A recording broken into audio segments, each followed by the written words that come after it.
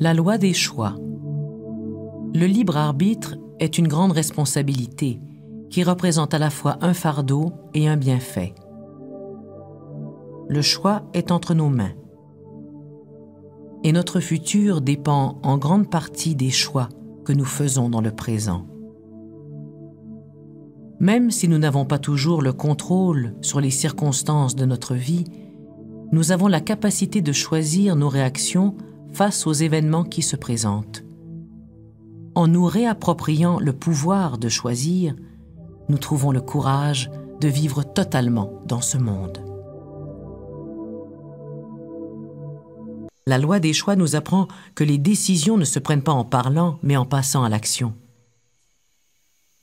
Tout comme le vautour qui plane et la minuscule araignée à l'affût dans sa toile, la plupart des créatures terrestres ne disposent que d'une gamme limitée de choix.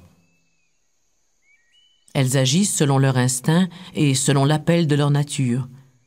Mais toi, tu as le libre arbitre, tu as le pouvoir de choisir.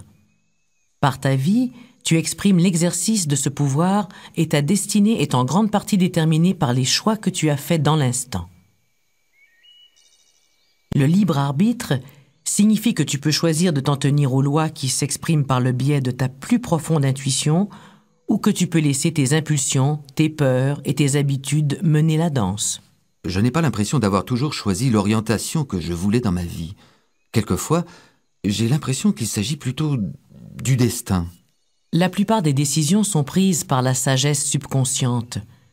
Alors il se peut que parfois, sans savoir pour quelle raison, tu attires dans ta vie des gens ou des expériences dont consciemment tu ne veux pas, mais qui te seront de la plus grande utilité pour ton bien et ton apprentissage sur un plan supérieur. Qu'en est-il des pauvres, des maltraités et de ceux qui ont faim? Sous-entendez-vous par là qu'ils choisissent d'une certaine façon de souffrir? La souffrance a de nombreux visages. Même les nantis connaissent la souffrance. Tout ce qu'on peut faire, c'est de faire les meilleurs choix possibles parmi un nombre précis de circonstances. Des choix concernant la vie, l'amour, le dévouement, la communication. Mais peu importe ce que la vie t'amènera, il te revient à toi de choisir la façon dont tu réagiras intérieurement. Tu peux soit résister, repousser ce qui t'arrive et pleurer sur ton sort, ou tu peux y faire face et l'accueillir, t'épanouissant ainsi dans l'instant présent. Qu'en est-il de ceux qui choisissent l'absence de bien-être ou les épreuves parce qu'ils ont le souci des autres? Si tu choisis délibérément de mettre tes désirs personnels de côté pour prendre en main le bien-être de tes enfants, des personnes aimées ou d'autres personnes, tu poseras un geste spirituel de sacrifice personnel. Mais si tu as l'impression d'être un martyr, il est grand temps d'y regarder à deux fois.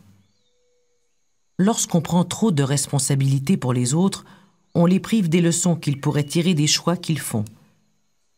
Ceux qui souffrent ont besoin de notre aide et de notre compassion. Mais si nous portons entièrement leur fardeau, nous leur subtilisons leur force et les démunissons de leur amour-propre. Je me pose parfois des questions au sujet des choix que j'ai faits en ce qui concerne mes relations, mon travail.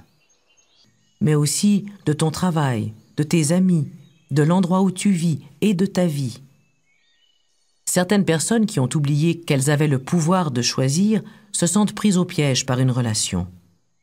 D'autres se sentent prises au piège par la vie ou par les circonstances.